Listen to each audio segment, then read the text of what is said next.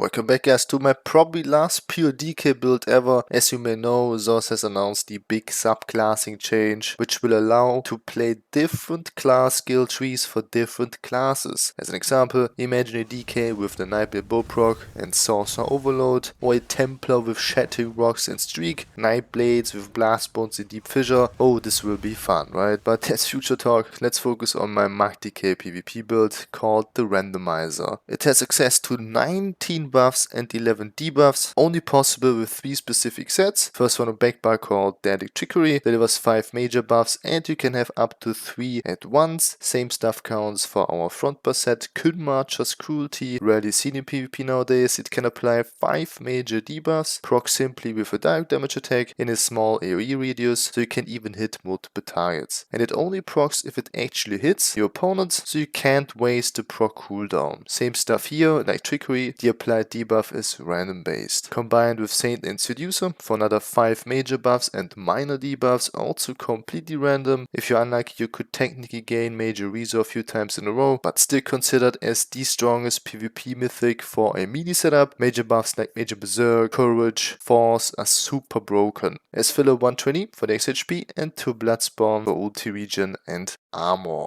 Armor types 1 heavy chest, 1 light armor sash, 5 medium, with reinforced chest for the extra resistance, 4 imprint pieces, 1 well fitted, 1 sturdy. Keep in mind we do not have access to Rallying Cry, so we need the extra crit resistance with 4 imprint pieces. Jewelry full infused with 2 weapon damage and 1 Magicka recovery, 2 maces on the front bar for the extra penetration, Nirn for the extra weapon damage and sharpened offhand for more pen, flame poison chant and back bar, nice stuff in defending with the escape is poison. Skills front bar, degeneration for mainly major brutality, 20% weapon damage, a small damage over time effect on top, and delivers 2% extra Magicka recovery thanks to the Magicka passive Magicka controller. Next up, Venomous Claw, a powerful poison based dot, also applies the poison status effect with the initial hit. Molten Whip, the hybrid spammer for the extra whip damage plus weapon damage. Shattering Rocks, in my opinion by far the strongest CC in PvP, unblockable, undodgeable and even heals quite a lot. On top it procs 2 DK passives. First one, Mountain's Blessing, provides minor brutality, plus 10% weapon damage for 20 seconds and even 3 ultimate. Second one, Helping Hands, for over 1.1k stamina regain just for free. Flames of Oblivion, a really powerful direct damage based damage over time ability, which also delivers major savagery, 12% crit rate just slotted. Ferocious Leap for the extra shield, optional. The other morph Take Flight works too, but kinda dangerous to use as one reacts player to be honest, since the shield is missing and the leap animation takes quite a while, so you're quite open for counter attacks. Edisas for major breach, 6k penetration and 3 status effect, burning, chill and concussion. Alternative Noxious Breath works too, deals more damage but costs stamina and is harder to hit compared to Edisas, which is a range ability and costs nothing. Race Against Time, must have for basically every open world setup except on Wardens. A snare removal with minor force plus 10% crit damage and major expedition plus 30% movement speed. I know it's annoying to grind Psychic over and over again, but worth it, trust me, this one is a must have. Vigor Seraphy, probably the strongest healing over time, also provides minor reserve 3k armor, volatile armor as an extra dot, and for the major reserve 6k armor. With the DK passive Burning Heart, we even receive 12% extra healing. Hardened Armor, the defensive morph, delivers an extra shield instead. If you struggle with survivability, go for this one. Healing Contingency as burst heal, then with the signature script Gladiator's Tenacity for 8% reduced damage taken, and the FX script Minor Protection for 20 seconds, reduced damage taken by 5%. Very strong. For non-scribing users, go with Calculating Blood, stronger burst heal, but without the damage mitigation. Third option would be even Green Dragon Blood, the other morph, a small healing over time, but mainly used as healing boost with minor vitality plus 6% healing received, which also affects damage shields, so a good combo with hardened armor. Last but not least, Corrosive Armor, you know it, a juicy ultimate, provides max penetration on direct damage skills and almost immortality, but keep in mind you can't regain ulti points during Corrosive, still way too strong to skip this one for other ultimates. Technically, if you prefer Sword and Board backbar instead of nice stuff, the ultimate Spell Wall is a good option, especially in open feed scenarios against projectile spammers. Race Not for the extra armor will give us more tankiness, ulti regen, max stamina and HP. If the cost reduction, go with Imperial or even Breton for more cost reduction. If you need more damage though, go with Dunmer or High Elf, Mundus for over 300 Magicka recovery, Vamp stage 3 for the Undeath passive, up to 15% damage mitigation in cost of sustain. Smoke branches buffwood. We need the extra Magicka and stamina recovery. Attribute points 47 into Magicka. Like this, I'm at around almost 21k on the front bar and 22k on the back bar, with 9 points in health for 31k HP and 8 stamina for 19k stam. With another race, obviously you need to adapt your attribute points. Potion, the normal tricep potion, and CP pretty basic with Morpho Strike, Steady Aim, do a sweep buff and Ironclad.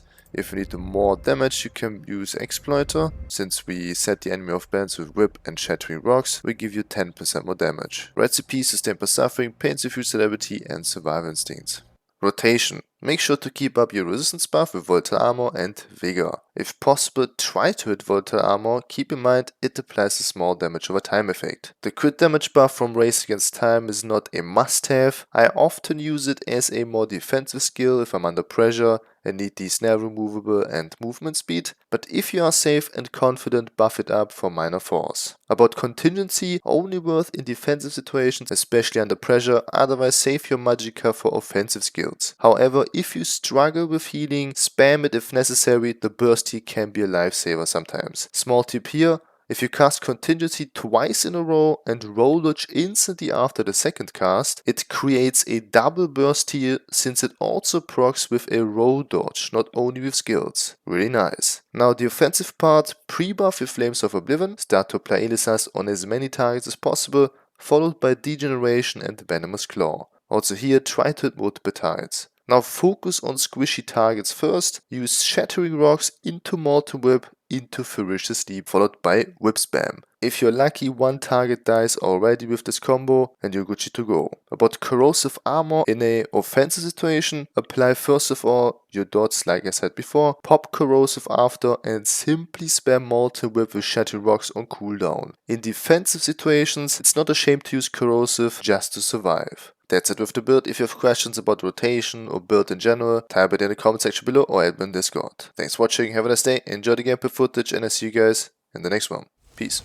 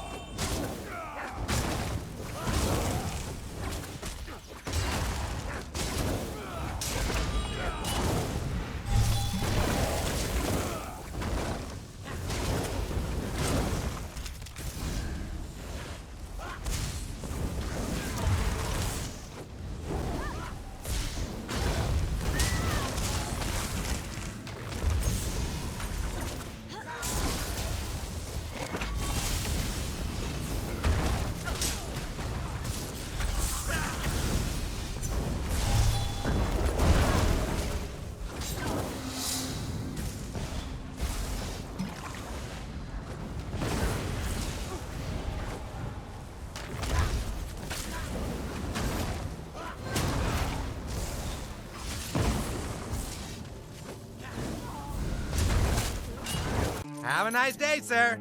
I was having a nice day.